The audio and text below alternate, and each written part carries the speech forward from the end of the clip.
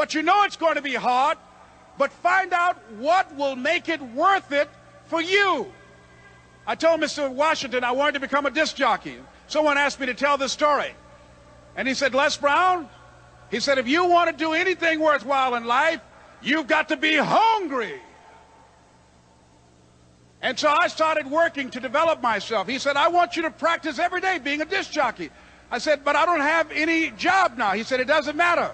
He said that it's better to be prepared for an opportunity and not have one than to have an opportunity and not be prepared. So every day I was working to develop myself. And that's what you must do.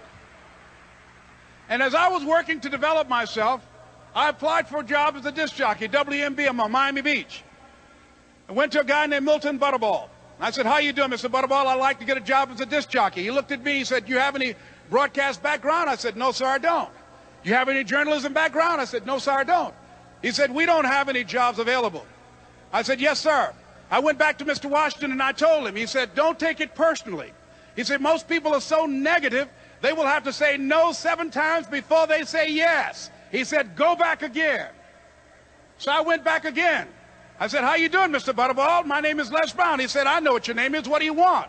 I said, I'd like to know whether or not you have any jobs at disc jockey, sir. He said, didn't I just tell you yesterday we didn't have any jobs?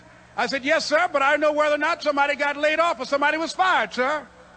He said, no one was laid off or fired. Now get on out of here. I came back the next day. Hello, Mr. Butterball. How are you? He said, fine. What do you want now? I said, I'd like to know whether or not you got any jobs, sir. Didn't I tell you the last 2 days we didn't have any jobs? I said, yes, sir, but I don't know whether or not somebody got sick or somebody died, sir. He said, no one got sick or died. Now don't come back here and throw me out again. I came back the next day like I was seeing him for the first time. I said, hello, Mr. Butterball. How are you? He looked at me with rage. He said, go get me some coffee. I said, yes, sir.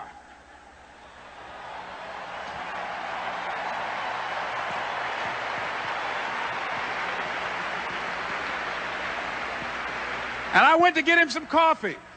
After a while, I would give their lunch and dinner, and I would go in the control rooms and take the disc jockeys their food, and I would not leave until they would ask me to leave.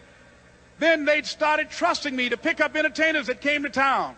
Entertainers like the Four Tops and the Temptations and Dinah Ross and the Supremes. I would drive them all over Miami Beach in the disc jockeys, big long Cadillacs. I didn't have any driver's license, but I was driving like I had some.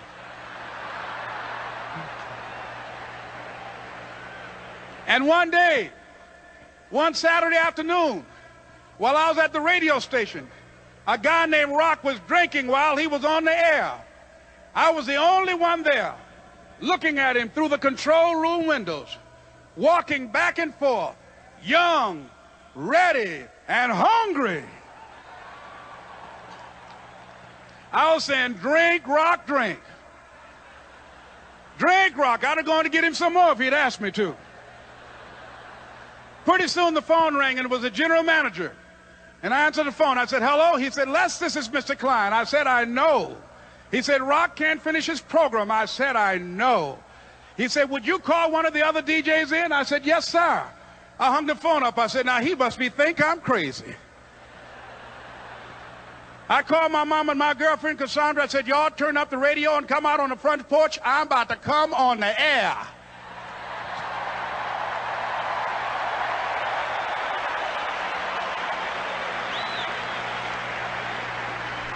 I waited for about 20 minutes, and I called him back. I said, Mr. Klein, I can't find nobody. He said, young boy, do you know how to work the controls? I said, yes, sir. He said, go in there and don't say nothing here. I said, yes, sir. I couldn't wait to get behind those controls. I put on an old Stevie Wonder record called Fingertips. I sat down behind that turntable. I said, look out, this is me, LB Triple P. Les Brown, your platter playing papa. There were none before me, and there will be none after me. Therefore, that makes me the one and only. Young and single and love to mingle, certified, bona fide, indubitably qualified to bring you satisfaction, a whole lot of action. Look out, baby, I'm your love man. I was hungry. I was hungry. You got to be hungry.